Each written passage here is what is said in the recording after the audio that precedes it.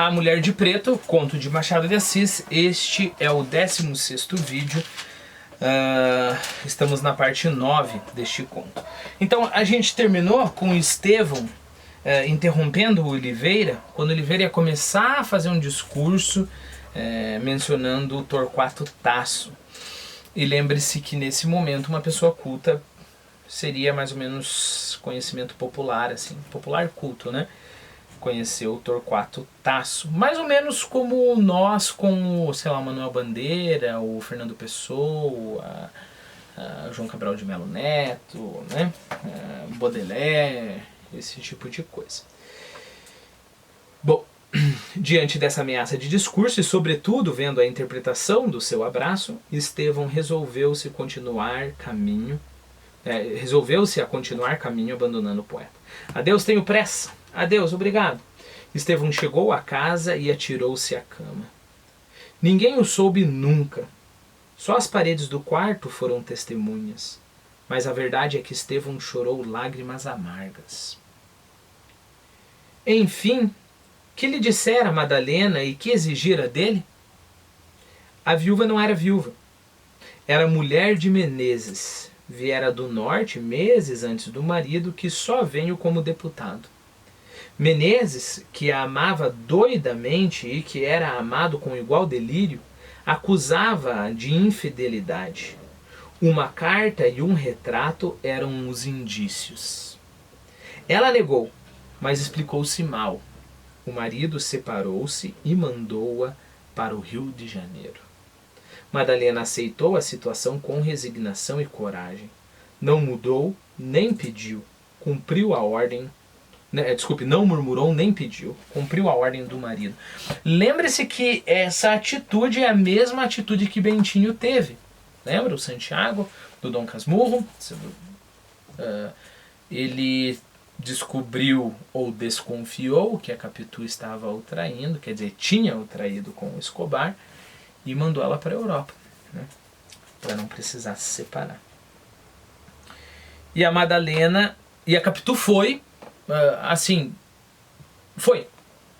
foi, ela não brigou, não se negou. É claro que tem um pouco da sociedade, né? Ela não ia ter muitos direitos e tudo mais, mas ela nem sequer impôs a sua personalidade como ela fazia em todos os outros momentos com o Bentinho, né? Ela simplesmente aceitou e foi para a Europa. A nossa Madalena aqui está na mesma situação. Aí volta a velha questão, se ela traiu. Vamos ver no caso da Madalena. Madalena a gente sabe. Todavia, Madalena não era criminosa. O seu crime era uma aparência. Estava condenada por fidelidade de honra. Por isso que ela estava condenada. Como assim? A carta e o retrato não lhe pertenciam. Eram apenas um depósito imprudente e fatal. Madalena podia dizer tudo, mas era trair uma promessa. Não quis. Preferiu que a tempestade doméstica caísse unicamente sobre ela. Então alguém deu essa carta e esse retrato para ela guardar e pediu o segredo. O marido descobriu, em vez de entregar essa outra pessoa, que vai ser certamente uma outra mulher, em vez de entregar ela preferiu não dizer e não revelar o segredo. Então, é honra, né? Agora, porém, a necessidade do segredo expirara. Madalena recebeu do norte uma carta em que a amiga, no leito da morte, pedia que inutilizasse a carta e o retrato ou os restituísse ao homem que lhos dera. Esta carta era uma justificação. Entendeu, né? Então a mulher que havia pedido promessa e segredo está quase morrendo, então agora pode falar para todo mundo, quer dizer, pode jogar fora essas coisas. Madalena podia mandar a carta ao marido ou pedir-lhe uma entrevista, mas receava tudo. Sabia que era inútil, porque Menezes era extremamente severo. Vira um médico uma noite no teatro em companhia do seu marido, indagara e soube que eram amigos. Pedira-lhe, pois, que fosse mediador entre os dois, que a salvasse e que reconstruísse uma família.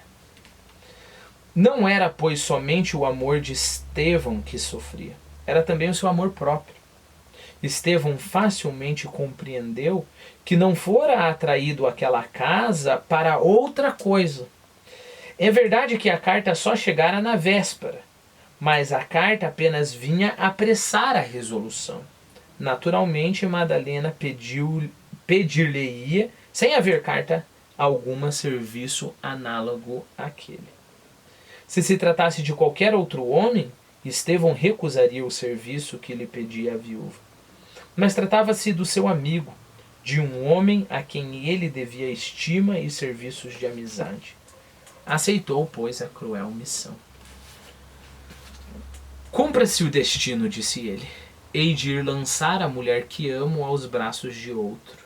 E por desgraça maior, em vez de gozar com este restabelecimento de concórdia doméstica, vejo-me na dura situação de amar a mulher do meu amigo. Isto é, de fugir para longe.